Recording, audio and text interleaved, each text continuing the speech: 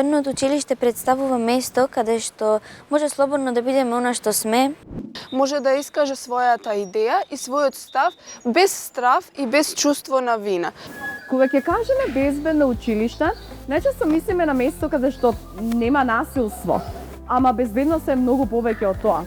Безбедно училиште е место каде што можеш да кажеш што мислиш. Кога знаеш дека некој ќе те слушне. Кога проблемот не се крие, туку тој се решава, кога не си сам. Проектот Промоција на безбедна училишна средина се спроведува од 2023 година и ќе трае 3 фази, односно 9 години. Целта на проектот е да ги поддржи учениците да учат во безбедна, партиципативна и инклузивна средина, каде што се центар на образованието. Значи се работи за еден многу обемен проект, каде што се вклучени подеднакво наставниците, учениците, менаџментот од училиштето, стручните соработници, училишната ученичка заедница. Проектот за безбедна училишна средина се реализира во нашето училиште еве веќе 3-та година. Она што го гледаме како придобивка од проектот е дека учениците на еден начин добија дополнителна мотивација за да учествуваат во ученичките активности во училиштето. Знаат дека може да дадат иницијатива и таа иницијатива дека може да се реализира. Како најголема промена, која што ние како училиште ја регистриравме од овој проект, е фактот дека училишниот парламент заживеа. Се разбуди. Децата веќе не се пасивни членови на некој си тим или на некое тело, туку се активни учесници. Бевме вклучени во голем број на работилници и ние како родители се смени праксата да не бидеме повикувани само за оценки за поведение, туку и за работилници, за начини на кои што ни беа представени како да реагираме и ние како родители во соработка со стручната служба. Секако Jam shumë e lumtur për shkak se kjo shkollë ka shumë rregulla të qarta, ka një staf të përkushtuar.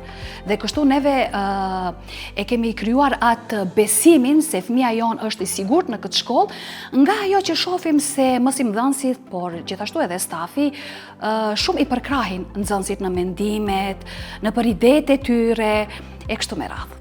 Порано, самите ситуации можат да бидат решавани само од наставникот, кој што ја затекна самата ситуација, меѓутоа денес постојат протоколи кои што ние мора да ги следиме. Во тие протоколи вклучени се класниот раководител, стручната служба, директорот и често пати доколку има потреба и бара самата ситуација, ние ги вклучуваме и родителите во разрешувањето на конфликтите.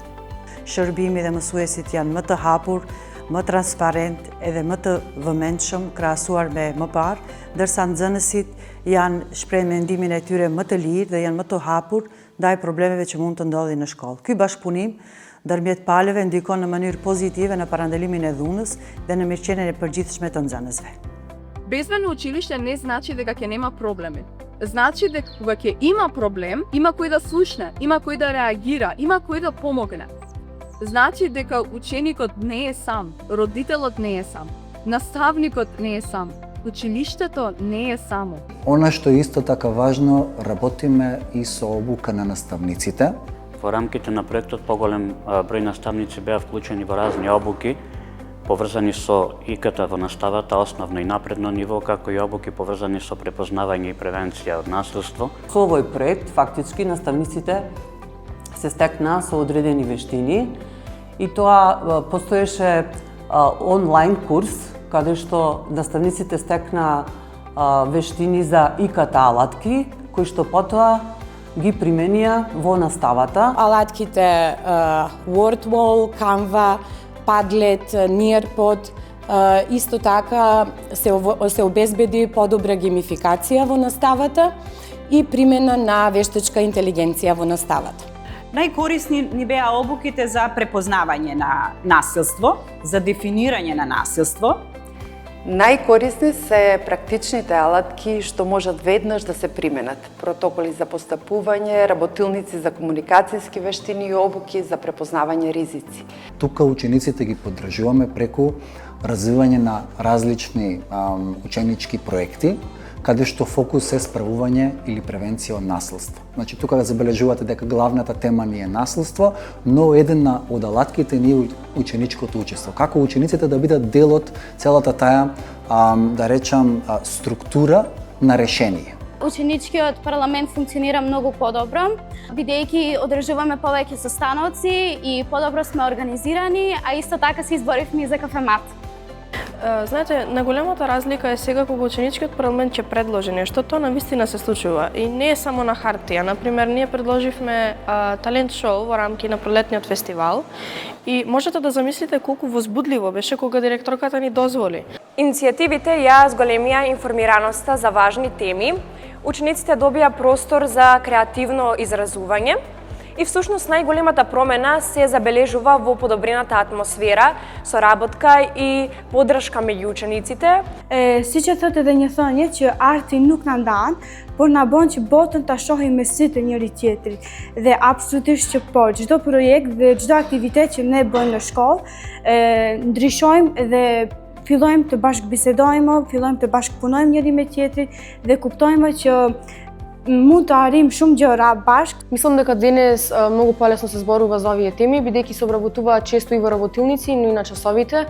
Учениците исто така се чувствуваат послободно и се охрабруваат за да кажат ако видат нешто лошо или ако тие самите имаат проблем, повеќе се зборува, но и побрзо се реагира. И совеста на децата и на наставниците е на поголемо ниво.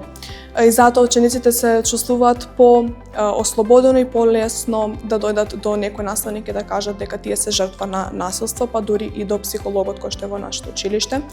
Научивме дека ние сме на голема фамилија и дека ако ние не си помогнеме помеѓу себе, нема да очекуваме помош некој од страна дека ќе дојде да ни помогне. Сепак тоа е заеднички успех и заедно целиме кон подобро. Од пасивни наблюдувачи тие стана активни учесници. Од акција до реализација, организација, се беше нивна идеја и се беше нивно учество. Безбедноста не е само една одлука. Таа е однос и доверба. Таа е заедничка одговорно. И да почнува со само една едноставна одлука. Да се слушнеме едни со други.